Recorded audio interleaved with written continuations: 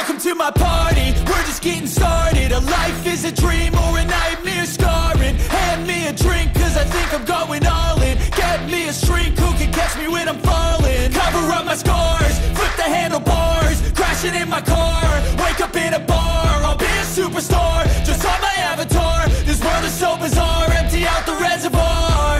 Yeah, I'm taking 6 shots, yeah, straight to the face. And I wanna get lost, I'm sick of this place. Don't know how to stop when I'm feeling this way. So I'm taking 6 shots till I'm feeling okay. I think I'm going crazy, don't think I'll get home safe. So I'm taking 6 shots all straight to the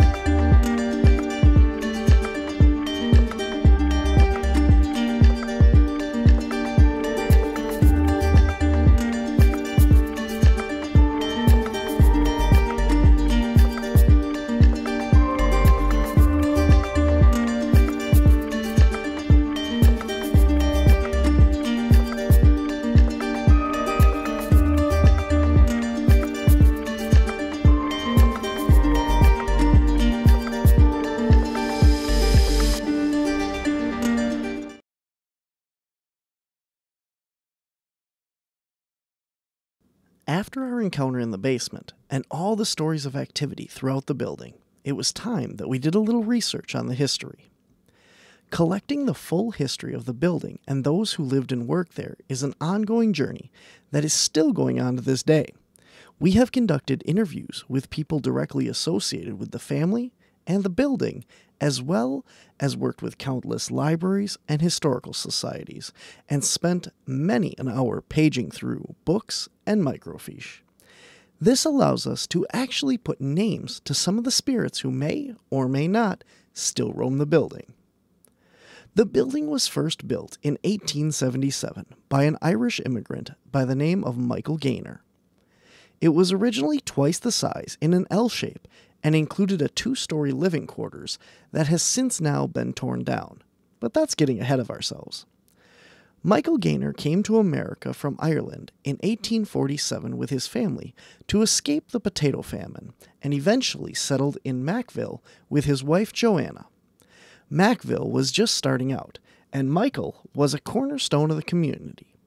Gaynor's Tavern was not only a local watering hole, but also the location of the town blacksmith, post office, and general store. Michael was a supporter of the church across the street as well.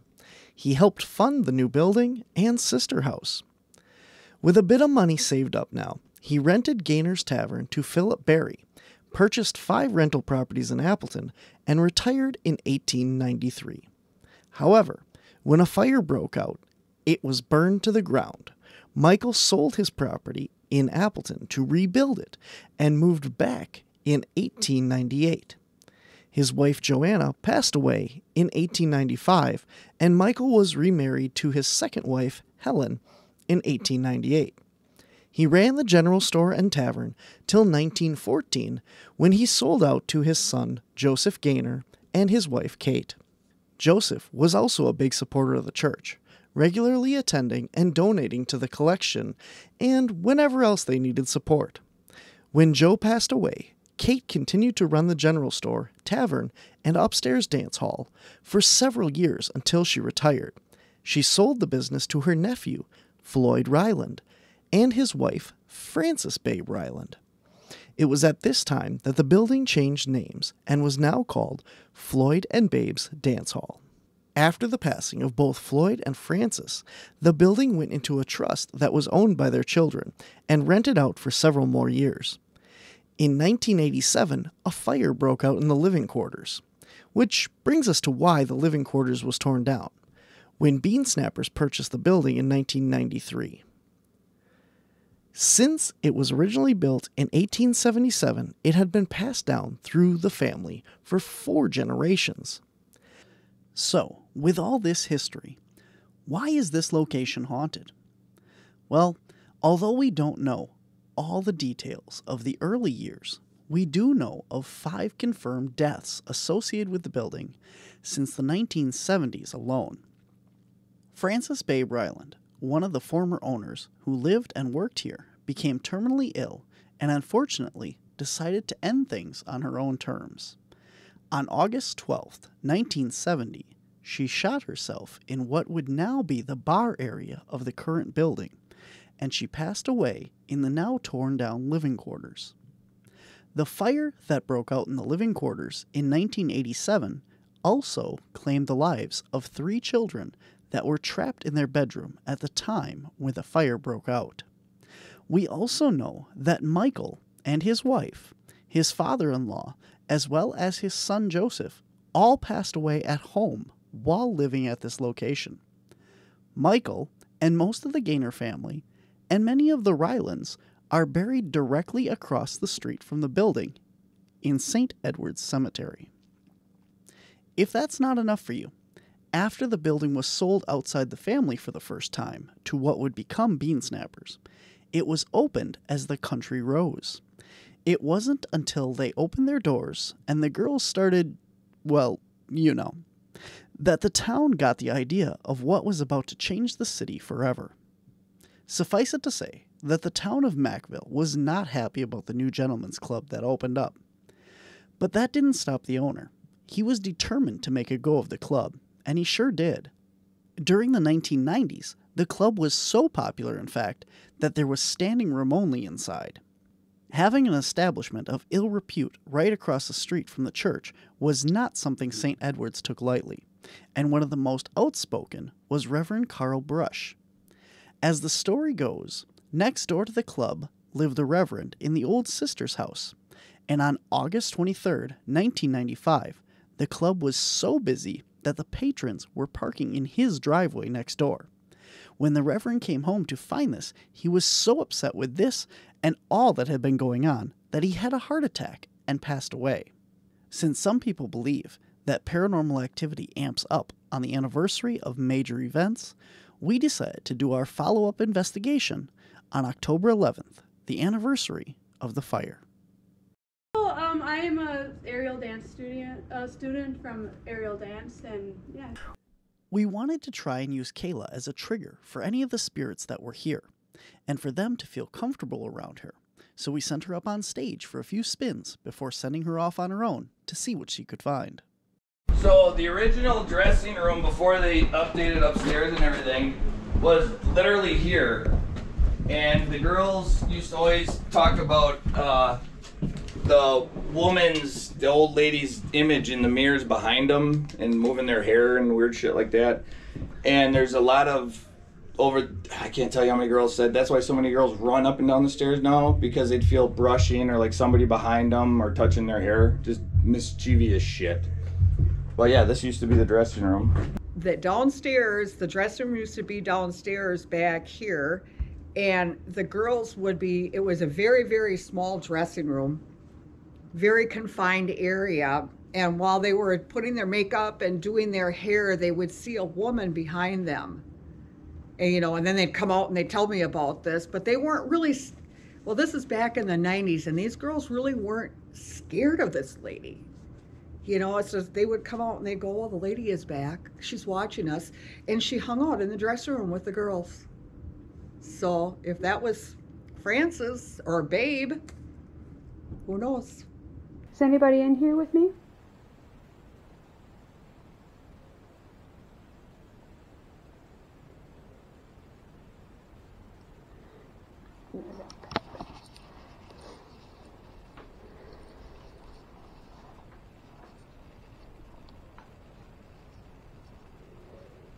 This is the room you were supposed to go Yeah. in the mirrors. Did you? I did. I was just hanging out there, and you know, I just explained that this was the old dressing room, and I didn't have any activity besides being by the wires over here. Yeah. You know, you see it just kind of goes crazy Yeah. right there, and then I would sit in here for a while, and I looked in the mirrors. Yeah, because that's where they say they see her. And I didn't have anything. But, you know, the girls are here how long, too? You know, I don't know exactly. There's a specific time where all this stuff happens.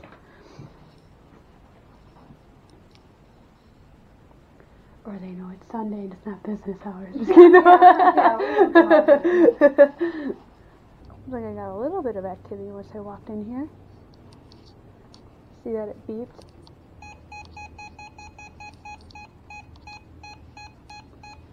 I have a lot of activity right here, right when I'm close to the stage. If you are here, could you light up the one on the right? It's going crazy. So I feel like they like to hang out a little bit more where the girls are at. If you are here, could you light up the other one on the right for me, all the way red? Or beep. It seems to be maybe this chair right here. I don't know. Because when I get close to the chair, it's really close by. Like it beeps like crazy. And this one is yellow. I don't know if I walk around in the other part of the stage.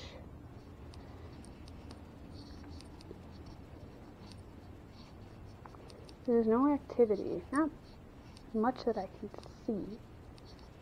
No.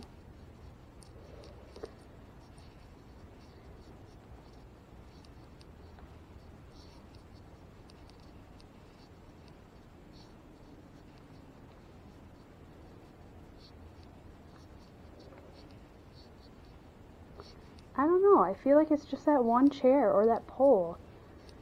'Cause when I'm walking around, you clearly see I'm walking around the whole stage. There's just more activity over here than anything.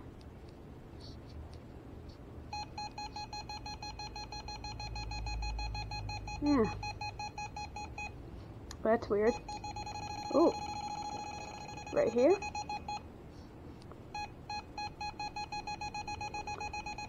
To be honest, I've got chills.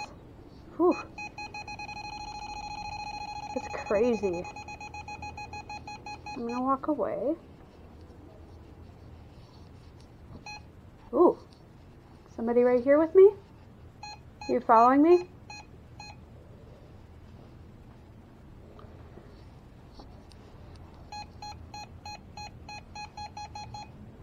That's just going crazy. Like the other one's just yellow and that one's just beeping.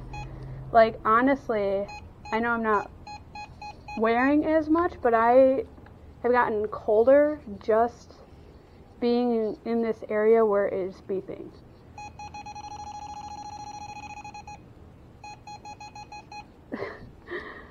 That's insane.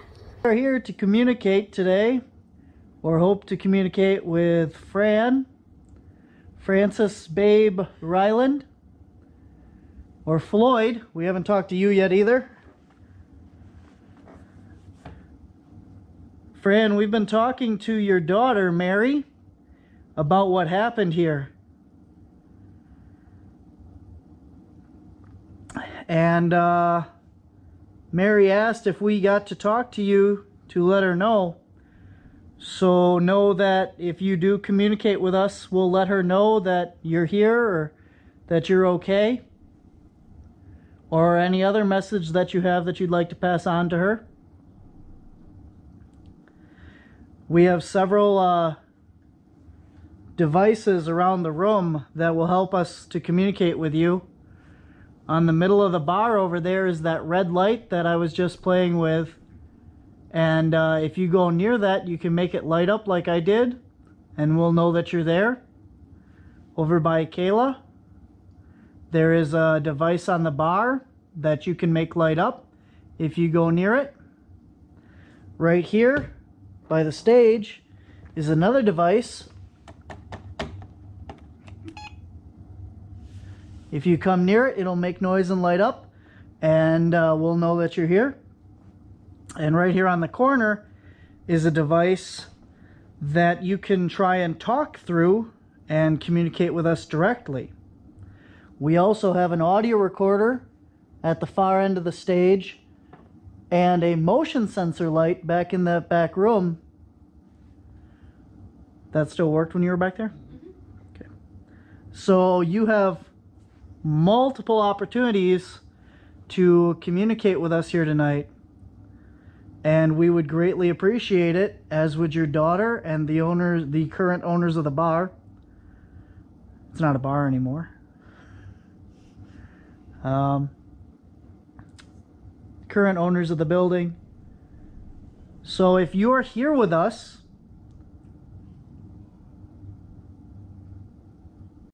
So if you're here with us,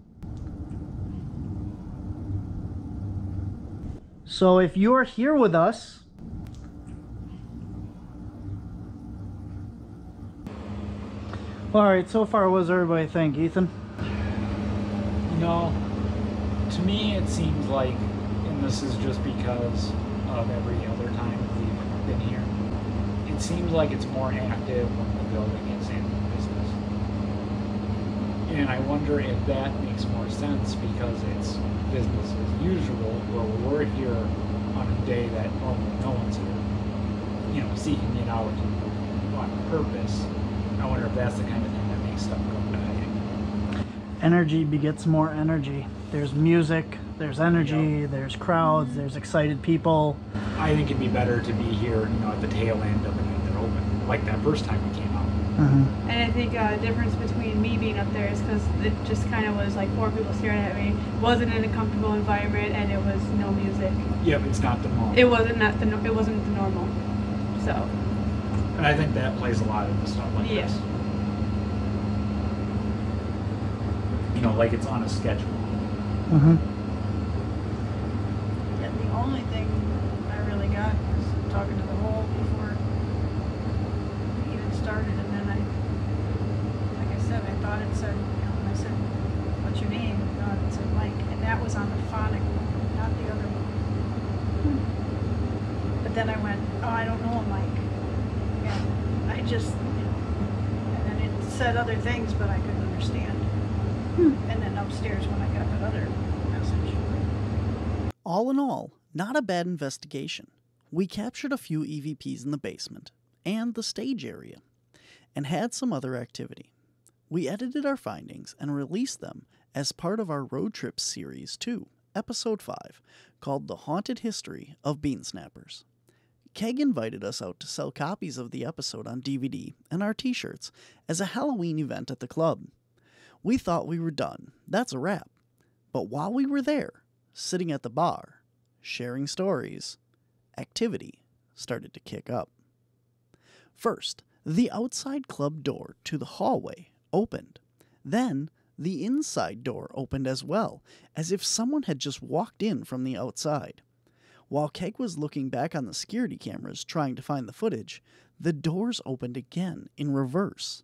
First the inside, then the outside, as if whoever had just walked in walked back out. And so begins a series of investigations over the next 3 years, and more activity than we have had at any other location. Get ready, because you're about to meet the spirits of Mackville.